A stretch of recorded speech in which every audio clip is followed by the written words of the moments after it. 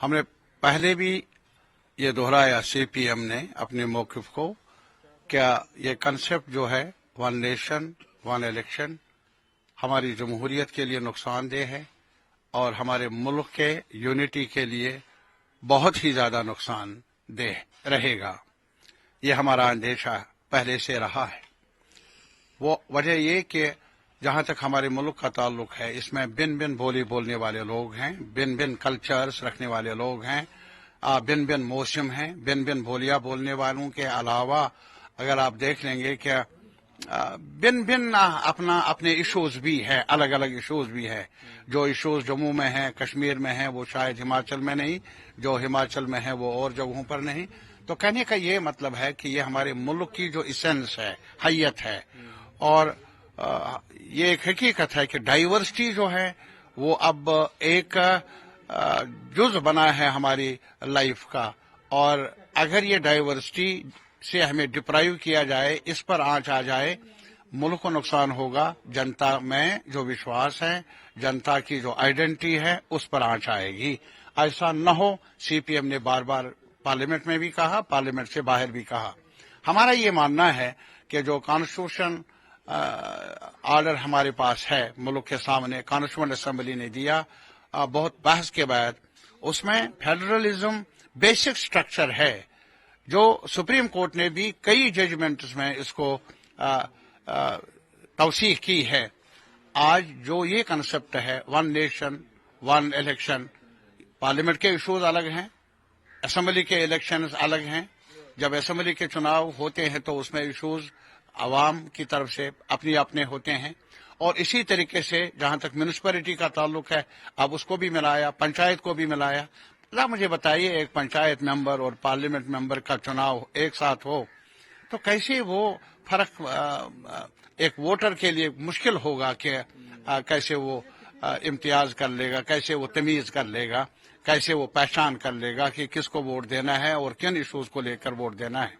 ہمارا یہ ماننا ہے کہ کانسٹیٹیوئنٹ اسمبلی نے اسی لیے فیڈرلزم کو، جہاں یونین ہوتی ہے، یونین کا سٹرکچر ہے یونین گورنمنٹ کا، وہاں اسٹیٹس ہے، اسٹیٹ سٹرکچرز ہیں، یا اس کے ساتھ ہی جو یونین ٹیریٹری کے سٹرکچرز ہیں، الگ الگ ایشوز ہیں، تو اس سے ڈپرائیو ہوں گے ہمارے لوگ۔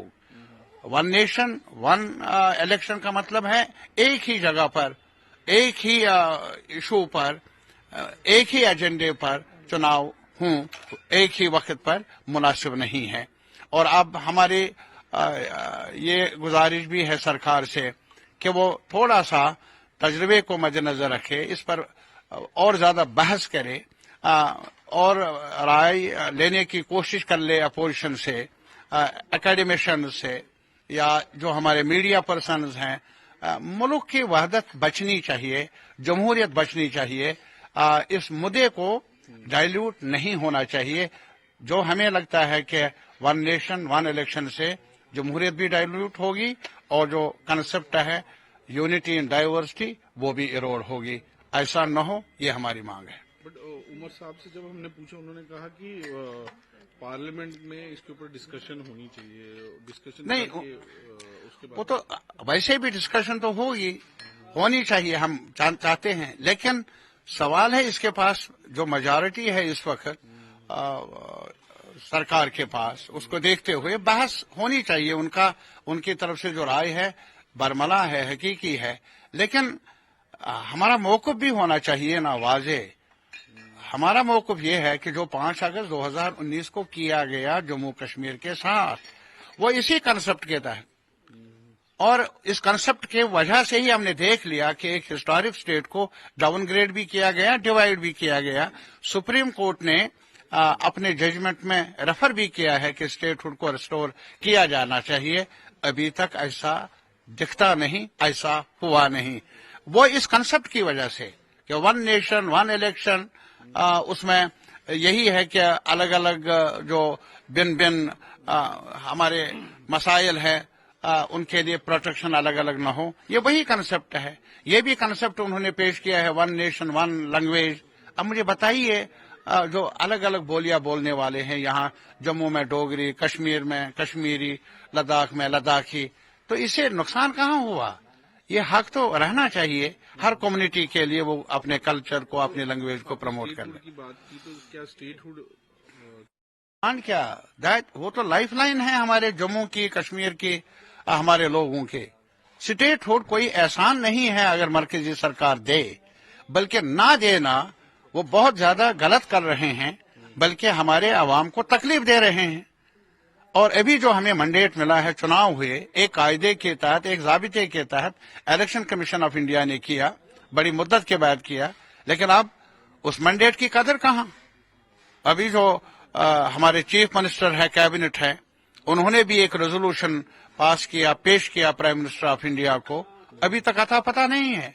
اور یہ ایک واحد خطہ ہے جموں کشمیر جہاں ایک نہیں 3 سینٹرز کام کرتے ہیں، ایک دلی کا، ایک کیبنٹ کا، اور سب سے بڑا راج بھون کا. یہ کہیں اور دیکھا نہیں ہے آج تک. مناسب نہیں ہے جمہوریت کے لیے، مناسب نہیں ہے عوام کے لیے. ایک جو بات اٹھ رہی ہے دربار منہ کی، سی ایم صاحب نے بھی بولا ہے کہ دربار منہ ہم لائیں گے. ہم نے بہت یہ غلط کیا انہوں نے جب انہوں نے دربار کو ہٹایا. آنا جانا تھا، ایک رشتہ تھا، رشتہ رہنا چاہیے. کشمیری یہاں آئے، جموں کے لوگ وہاں جائے. یہ بانٹنے والی بات ہے نا. ہمیں یہ نہیں ہے کہ کون آئے یہاں کون نہیں آئے. اب پہلے یہ کہتے ہیں ڈیجیٹلائزیشن، وہ ہوئی ہے، وہ تو ایسے بھی ہوتی ہے. آج گھروں میں بھی امتحان لوگ دیتے ہیں، پڑھائی کرتے ہیں، بزنس کرتے ہیں. تو اس میں کون لوگ کشمیر سے یہاں آنا چاہے، کون لوگ یہاں سے گرمیوں میں وہاں جانا چاہے، وہ ان پر چھوڑ دو نا. اور اس سے ان کے رشتہ دار آئیں گے، کچھ لوگ آئیں گے یہاں. ہمارے اس گاندھی نگر میں بھی کچھ چہل پہل ہو تو نقصان کیا ہے؟ اس میں تکلیف کیا ہے؟ تکلیف ان کو ہے جو تکلیف ہی دینا چاہتے ہیں. عوام کو آرام چاہیے، راحت چاہیے. آخری سوال سر، روہنگیاز کا کافی ایشو اٹھ رہا ہے یہاں، جو بی جے پی والے کہہ رہے ہیں کہ روہنگیاز کو نکال دو یہاں سے. وہ تو ان کے پاس اور کچھ دینے کے لیے ہے نہیں. اتنی بھرمار ہے مہنگائی کی، اس کے لیے کچھ نہیں. بے روزگاری کا کچھ خلاصہ پیش کر لیں کہ کتنی تعداد ہے. جو میں نے اسمبلی میں کہا کہ اگر آپ کے پاس یہ نہیں ہے اعداد و شمار، گورنر صاحب، لیفٹننٹ گورنر صاحب، کہ آپ نے کتنے نوکری لگائے، اتنا تو بتائیے کتنوں کو نکالا. اس میں زیادہ محنت ضرورت نہیں. یہ ایشوز نہیں ہیں ان کے پاس. روہنگا جو بیچارے وہاں دھکے کھا کر یہاں آ گئے، اور انٹرنیشنل ٹریٹیز ہیں مہاجروں کے لیے. اب وہ یہاں سانسیں لے لے، کہیں نلکے کے پاس رہے، کسی چوپڑی میں رہے، وہ بھی گوارا نہیں ہے. بی جے پی کو جو بہت بڑے دعوے دار ہیں انسانی ویلیوز کے، تو میرا مشورہ ہوگا آنکھیں بند کر کے نہ سوچا جائے، نہ دیکھا جائے. بزنس رولز ابھی آئے نہیں ہیں تو کیا کہیں گے ابھی تک؟ اب یہی ہے نا، نیت ہے نا.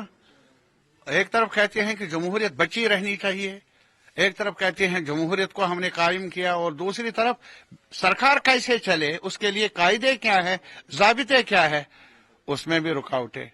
افسوس.